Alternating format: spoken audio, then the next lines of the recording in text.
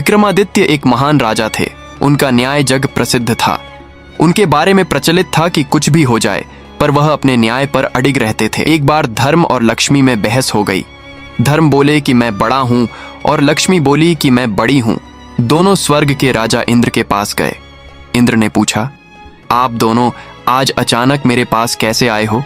तब धर्म और लक्ष्मी ने अपनी बात इंद्र के सामने रखी। लक्ष्मी ने कहा, देवराज, मैं सबसे बड़ी हूं, क्योंकि बिना लक्ष्मी के जीवन का कोई मूल्य नहीं होता। धर्म ने कहा कि है देवेंद्र, बिना धर्म के भी जीवन का कोई औचित्य नहीं रहता। इसलिए हम चाहते हैं कि आप हमारा न्याय करें और बताएं हम दोनों में कौन सर्वश्रेष्ठ है। देवराज इंद्र धर्म संकट में आ गए।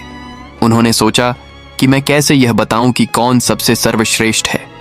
यदि मैंने लक्ष्मी को सर्वश्रेष्ठ बता दिया तो मैं धर्म से चला जाऊंगा, और यदि मैंने धर्म को सर्वश्रेष्ठ बता दिया तो मैं लक्ष्मी विहीन हो जाऊंगा। उन्होंने बहुत सोचा पर कुछ हल उनके दिमाग में नहीं आया। आखिर में उन्होंने दोनों को कहा कि मुझसे भी ज्यादा न्यायप्रिय धरती पर एक राजा है। उसका नाम विक्रमादित्य है। आप दोनों उसके पास जाओ और उससे अपना न्याय करवाओ।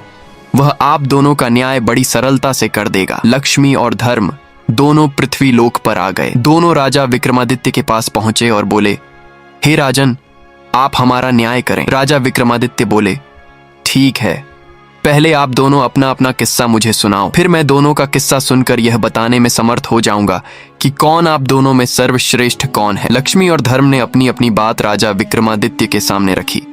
लक्ष्मी बोली कि हे राजन, यदि मनुष्य के पास मैं ना रहूं तो उसका जीवन अर्थहीन हो जाएगा, इसलिए मैं खुद को बड़ी बता रही हूं। तभी धर्म बोला, हे राजन, बिना लक्ष्मी के तो जीवन चल सकता है, पर धर्महीन होने के बाद मनुष्य के जीवन का अर्थ समाप्त हो जाएगा।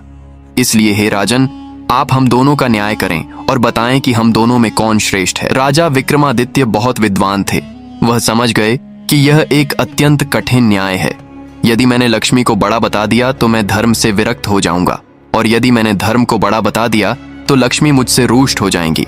उन्होंने कुछ देर तक सोचा और निर्णय लिया कि यदि धर्म चला गया तो समझो सब कुछ चला जाएगा, इसीलिए मैं धर्म को ही सर्वश्रेष्ठ बताऊंगा। आखिर में उन्होंने दोनों को कहा कि मेरे ज्ञान के अनुसार धर्म ही सबसे महान है। धर्म के बिना जीवन का कोई भी अर्थ नहीं रह जाता। लक्ष्मी एक बार ना भी रही तो भी काम चल जाएगा। राजा विक्रमादित्य के इस न्याय से लक्ष्मी उन पर क्रोधित हो गई और उनका सारा राज्य और धन वैभव सब गायब कर दिया। विक्रमादित्य दर दर के भिखारी हो गए। वह वहां से चलकर एक नदी के पास आए। सोचा चलो नदी से कुछ मछलियां पकड़ी जाएं। उन्होंने नदी से कुछ मछलियां पकड़ी, फिर उन्हें भून कर नदी के किनारे रख दिया ताकि स्नान के उपरांत में इन मछलियों को खाऊंगा। लेकिन जैसे ही वह नहाकर बाहर आए तो देखा सारी मछलियां जल में कूद गईं। वह समझ गए कि यह सब लक्ष्मी के क्रोध के कारण हुआ है। वह कुछ नहीं बोले। भूखे ही वह अपनी बहन के यहाँ चल पड़े। उनकी बहन को वहां के लोगों ने बताया कि तुम्हारा भाई विक्रमादित्य तुमसे मिलने आ रहा है। बहन ने पूछा कि भाई कैसे आ रहा है?